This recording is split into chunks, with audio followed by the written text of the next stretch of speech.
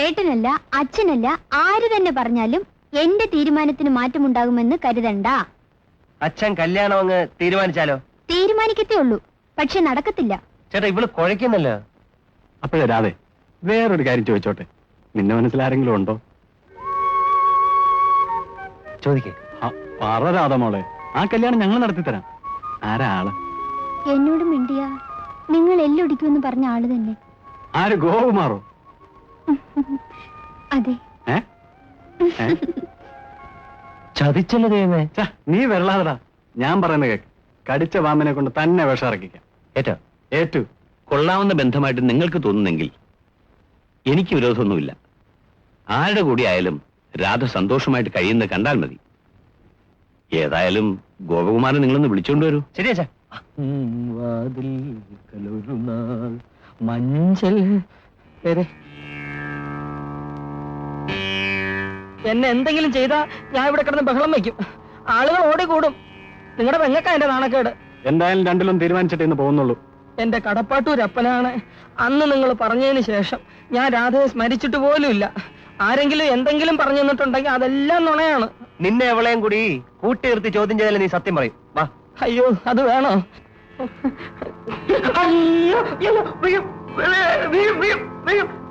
ഗോപകുമാരനും രാധയ്ക്കും താല്പര്യമായതുകൊണ്ട് ഈ വിവാഹം നടത്തിത്തരണമെന്നാണ് ഞങ്ങളുടെ ആഗ്രഹം. അത് നിങ്ങളുടെ ഇഷ്ടം. അതെ, കല്യാണത്തിന് ഞങ്ങൾ എന്താ തരേണ്ടത്? പെണ്ണിനെ തരണം. മിസ്റ്റർ മേനോൻ, പയ്യനൽപ്പം ഇടയുന്ന കൂട്ടത്തിലാണല്ലോ. പൊന്നും പണവും എന്തുമാത്രം തരണമെന്നാ അദ്ദേഹം ചോദിച്ചത്. അതൊന്നും എനിക്ക് ആവശ്യമില്ല. എനിക്കൊരു ജോലിയുണ്ട്. ഒരു ചെറിയ കുടുംബത്തിന് കഴിഞ്ഞുകൂടാനുള്ള ശമ്പളവും ഉണ്ട്. ഭാര്യയുടെ സ്വത്ത് കൊണ്ട് എനിക്ക് ജീവിക്കണ്ട. എടുക്കാൻ അന്തസ്സുള്ളത് ആമ്പിള്ളേരായാൽ ഇങ്ങനെ വേണം. എനിക്ക് ഒരു നിബന്ധന മാത്രമേ ഉള്ളൂ. കല്യാണം കഴിഞ്ഞ് രാധ എന്നോടൊന്നിച്ച് എന്റെ വീട്ടിൽ താമസിക്കണം. അത് വേണോ? ഇവിടെ കഴിയാമല്ലോ.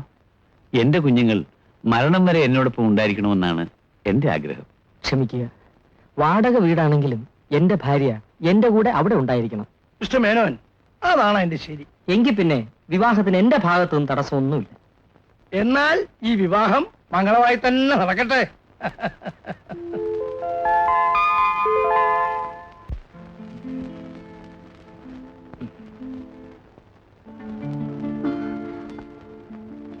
എന്താ ഇത്?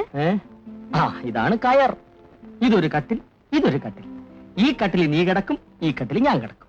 എന്നിട്ട് മുഖത്തോട് മുഖം നോക്കി നമ്മൾ കിടന്ന് ഉറങ്ങണം.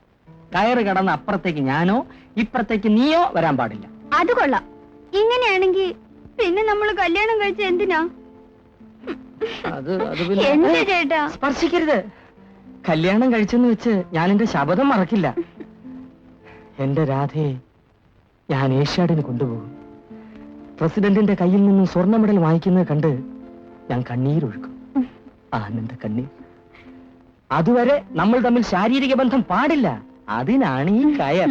അങ്ങനെയാണെങ്കിൽ ഈ കയർ ഞാൻ പൊട്ടിക്കും. അങ്ങനെ ഒന്നും പൊട്ടില്ല മോളെ. നാളെ രാവിലെ പ്രാക്ടീസ് തുടങ്ങാനുള്ളതാണ്. കിടന്നുറങ്ങ്.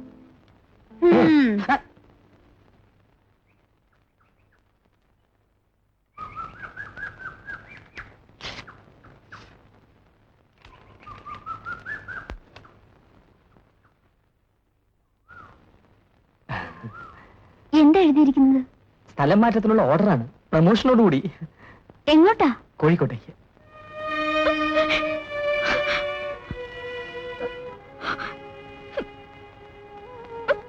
ഈ കോഴിക്കോടെന്ന് പറയുന്ന കടലിനക്കരയൊന്നുമല്ല. പിന്നെ എന്തിനെല്ലാരും ഇത്രയേറെ ദുഃഖിക്കുന്നു? അവർ പോയിട്ട് വരട്ടെ, സന്തോഷമായിട്ട് യാത്ര അയക്കണം. അവിടെ ചെന്നാൽ ഉടനെ എല്ലാ വിവരങ്ങൾക്കും കത്തെഴുതണം.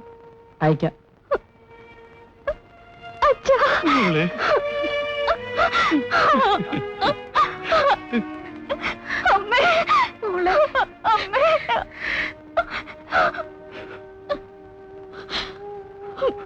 വലിയേട്ടാ,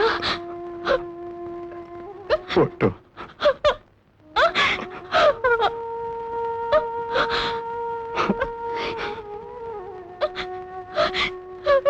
കൊച്ചേട്ടാ, ഹലോ, അവളെ അവന് ജീവന. രാഘാലത്തിന് മുമ്പേ യാത്രയാകട്ടെ.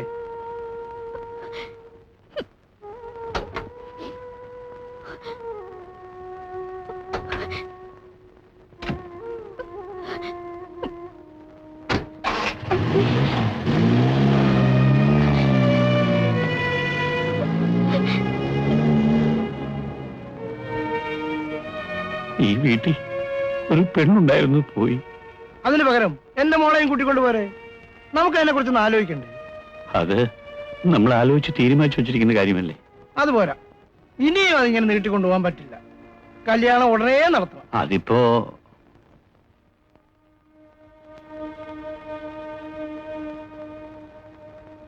ചേട്ടൻ നിൽക്കുമ്പോ അനിയൻ കല്യാണം ചെയ്യുന്നത് ശരിയാണോ? എങ്കിൽ ചേട്ടന്റെ കല്യാണം നടത്ത്. വെറുതെ ഇങ്ങനെ സമയം കളഞ്ഞിട്ട് എന്താ കാര്യം? പലയിടത്തും വല്ല സ്നേഹമോ പ്രേമമോ ഉണ്ടോ എന്ന് ചോദിക്കാമായിരുന്നല്ലോ. ബാലചന്ദ്രനോ? അവൻ അനുജനെ പോലൊന്നുമല്ല, നല്ല അനുസരണയുള്ളവനാ. അയ്യോ, അബദ്ധം പറയരുത്. അനുസരണ വേറെ, പ്രേമം വേറെ. ഏതായാലും നമുക്ക് ഉടനെ അവനൊരു പെണ്ണിനെ കാണണം.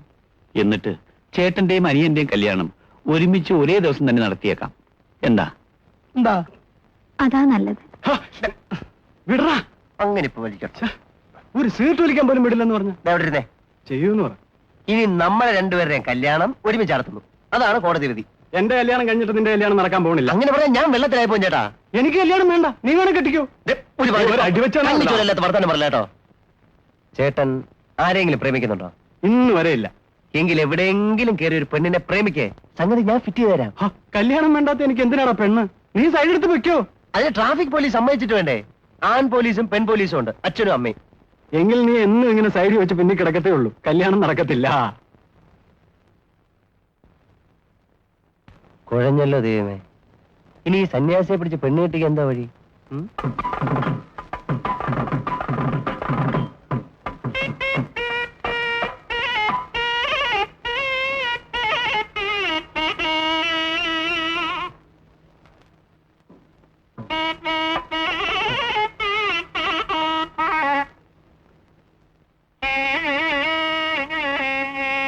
ഭക്തേ,